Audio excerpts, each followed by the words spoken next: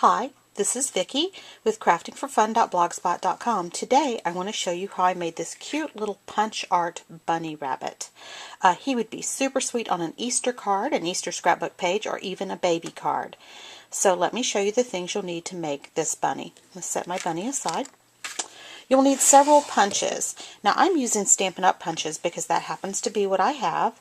So if you have these punches, that would be great. If you don't, there are lots of punches that are similar in size by other manufacturers, or you could probably cut these shapes from a die cutting machine such as the Cricut machine or Silhouette machine. So please experiment with what you have on hand. So what I'm using is I'm going to use one of these 2.5-inch circles. This is not a Stampin' Up! Punch. This is an EK Success punch. So a 2.5-inch circle punched from white cardstock. And then from white cardstock I also punched, this is the Stampin' Up! Large oval. I punched 4 of those in white. Then I used the Stampin' Up! Wide oval and I punched 3 of these in white. And then I used some microprint patterned paper. Let me show you the paper that I used. I used this polka dotted pink paper. I hope that shows up on the camera.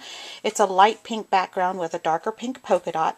I punched 2 out of the small oval punch using the micro dot paper, and 2 with the large oval punch out of that same paper.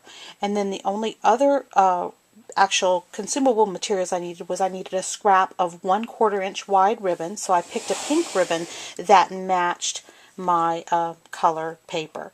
So again, here's the bunny. You will need some brads. I used mini brads. Black or brown would work fine for this project for the eyes.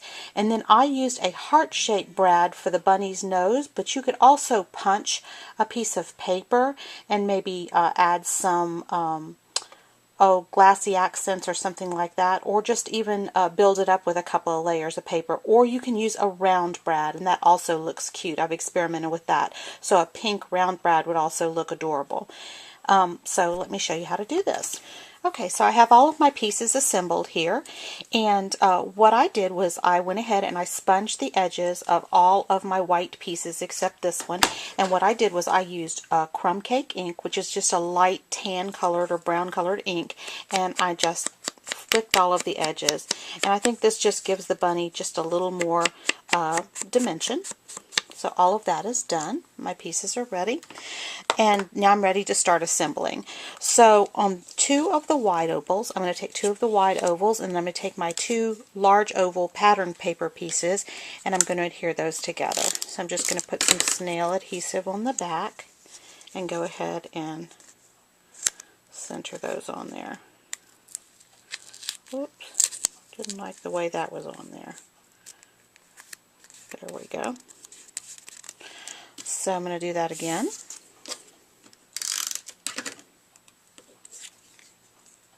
So these, by the way, are the bunny's feet.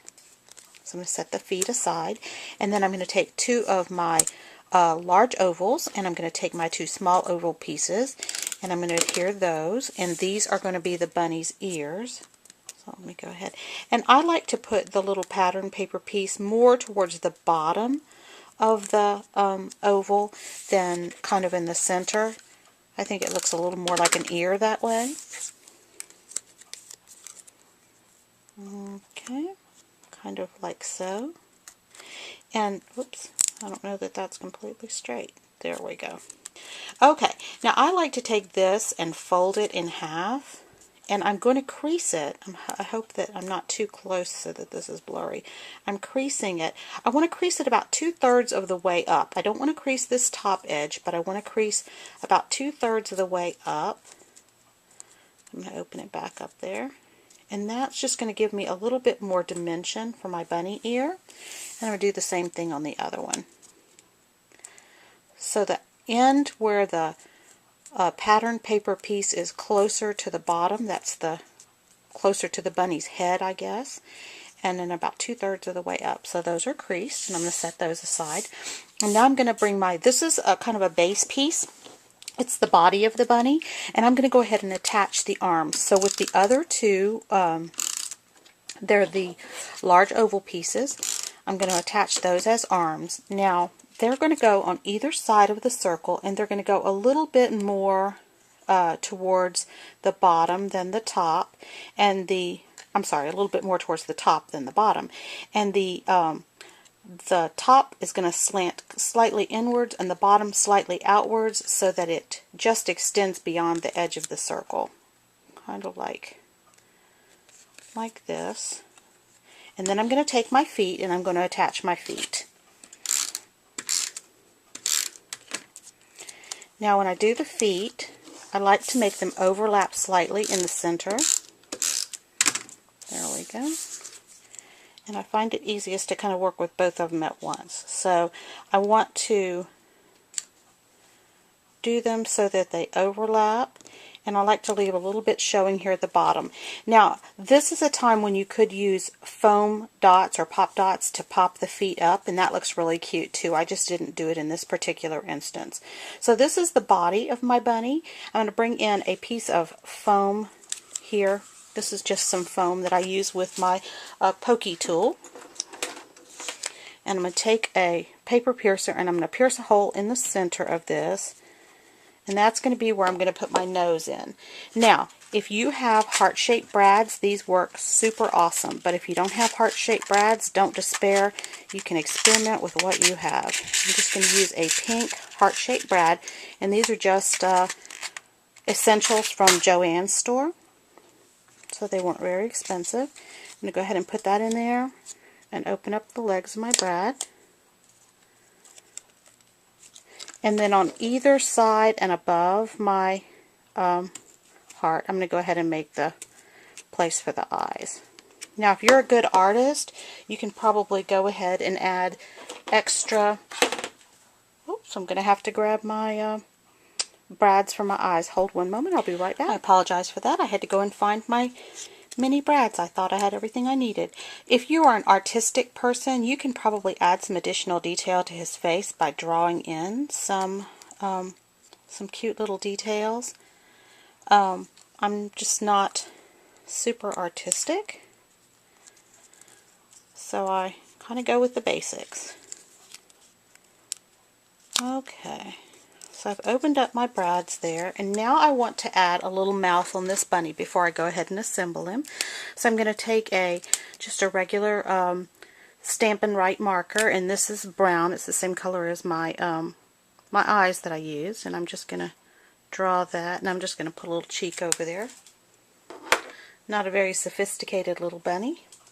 And I actually have some chalk here on a Q-tip, some pink chalk, and I'd like to go ahead and just add some pink on the cheeks of mine.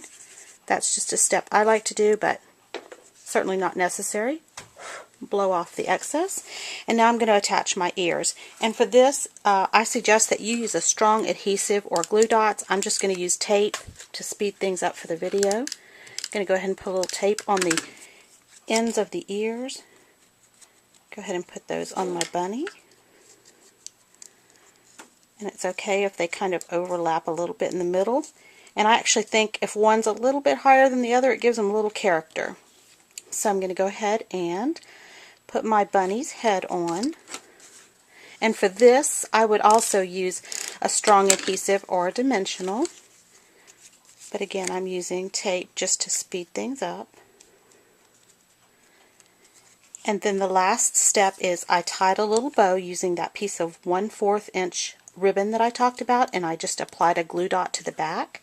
And I'm going to go ahead and add that just to the right side of his little head there, right on his little shoulder. So he's super cute bunny, super easy to make if you happen to have these punches or if you happen to have something similar. I hope you enjoyed this project. If you have any questions, check out my blog, craftingforfun.blogspot.com, or email me at craftingforfun@gmail.com. Hope to see you back here soon.